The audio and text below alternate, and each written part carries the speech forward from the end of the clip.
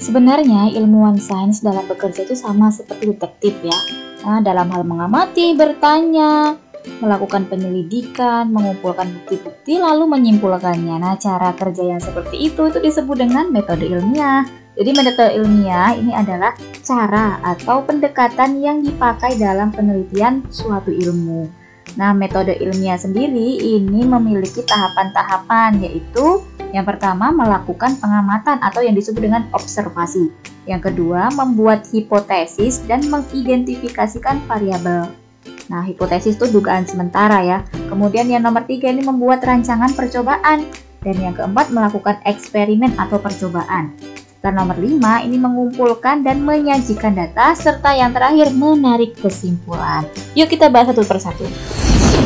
Yang pertama, pengamatan atau observasi. Nah, pengamatan di sini adalah hal-hal atau kejadian yang kalian ingat.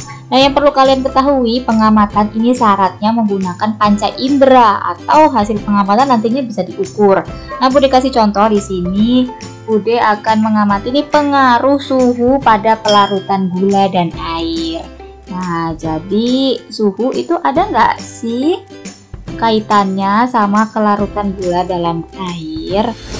Yang kedua ini tujuan percobaan. Nah, syarat dari tujuan percobaan ini harus bisa diuji. Nah, di sini karena tadi judulnya pengaruh suhu dan pelarutan gula dalam air, maka tujuannya menyelidiki pengaruh perubahan suhu pada pelarutan gula. Nah, sebelum merumuskan hipotesis, baiknya kita merumuskan masalah dulu. Nah, masalah ini adalah berupa pertanyaan. Nantinya pertanyaan ini yang dijadikan sebagai bahan kita dalam melakukan pembahasan atau percobaannya. Dan di sini rumusan masalahnya adalah bagaimana pengaruh suhu pada pelarutan gula. Nah, yang selanjutnya ini baru merumuskan hipotesis. Nah, hipotesis ini merupakan dugaan sementara ya. Nah, misalnya di sini suhu dan pelarutan air, suhu yang kita gunakan adalah air panas, air biasa sama air dingin. Nah, air panas, air biasa sama air dingin menurut kita ini lebih cepat yang mana nih proses pelarutan gulanya? Nah, di sini kita misalnya merumuskan hipotesisnya suhu larutan yang makin tinggi, maka proses pelarutan gula makin cepat. Ini masih dugaan ya, belum kita uji. Nah, langkah selanjutnya adalah menentukan variabel. Di sini variabel ini merupakan faktor-faktor penentu yang digunakan dalam suatu percobaan gitu ya. Nah, variabel sendiri kaitannya adalah hubungan sebab akibat. Nah, variabel terdiri dari variabel bebas, variabel terikat, dan variabel kontrol. Nah, secara pengertian kalau variabel bebas ini faktor atau hal yang kalian uji. Atau mudahnya variabel bebas adalah sebabnya. Nah, di sini variabel bebasnya adalah suhunya nih, penyebabnya ini suhunya. Kemudian variabel terikat ini adalah faktor yang kalian ukur sebagai akibat dari perubahan variabel bebasnya. Jadi akibatnya apa nih? Nah, di sini karena suhunya tinggi, akibatnya kelarutan gulanya gimana? Nah, berarti kalau variabel terikatnya adalah kelarutan gulanya. Kemudian kalau variabel kontrol adalah faktor-faktor lain.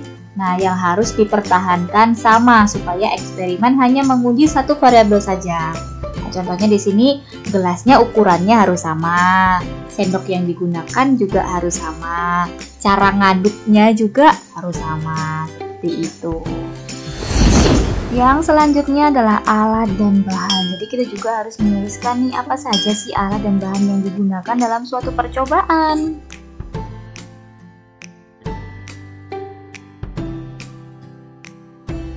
Yang selanjutnya adalah prosedur percobaan atau langkah-langkah percobaan. Nah, jadi kita harus menuliskan nih langkah-langkahnya apa saja.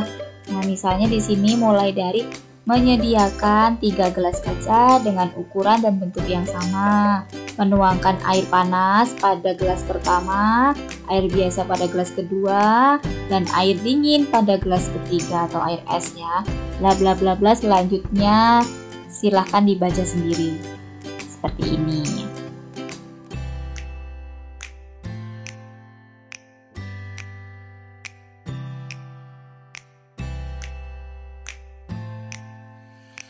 Langkah yang selanjutnya ini menyajikan data percobaan atau kata lainnya hasil pengamatan. Nah, hasil pengamatan ini bisa berupa gambar, bisa berupa tabel ataupun grafik. Ya, intinya di bagian hasil pengamatan ini merupakan bukti-bukti dari langkah-langkah yang kalian lakukan. Nah, di sini Bude buatnya berupa tabel ya. Tabel yang pertama, pengaruh kelarutan terhadap suhu air panas. Yang kedua, pengaruh kelarutan air terhadap air yang suhunya biasa. Yang ketiga, air es atau air dingin. Nah, di sini kalau air panas dia gulanya larut sempurna berapa waktunya. Kemudian air dingin berapa waktunya, dan air es berapa waktunya ditulis dalam tabel tersebut. Jadi intinya hasil pengamatan ini merupakan eksperimennya kita gitu ya. Langkah yang selanjutnya yaitu mengambil atau memberikan kesimpulan atau menyimpulkan hasil eksperimen yang didasarkan data hasil pengamatan yang di atas tadi dengan mereview data dan memeriksa kembali apakah hipotesis yang diajukan itu benar. Nah, kesimpulan yang diperoleh dapat digunakan untuk mendukung hipotesis penelitian dan dapat menjawab rumusan masalah. Jika kesimpulan percobaan tidak sesuai dengan hipotesis, maka harus dilakukan tinjauan ulang.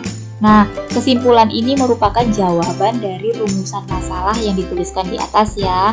Dan kalau di atas tadi rumusan masalahnya adalah bagaimana pengaruh suhu terhadap kelarutan air, maka di kesimpulan kita jawab nih. Jadi, berdasarkan data hasil pengamatan, maka diperoleh kesimpulan bahwa semakin tinggi suhu suatu air, proses pelarutan gula akan semakin cepat pula. Nah, jadi yang kita sudah lakukan di video ini kali ini tadi, ini merupakan melaporkan hasil percobaan secara lengkap ya. Jadi ketika kita melakukan sebuah percobaan dalam sains, kita harus melaporkan hasil percobaan tersebut secara lengkap, mulai dari judulnya, tujuannya, sampai ke dalam kesimpulannya.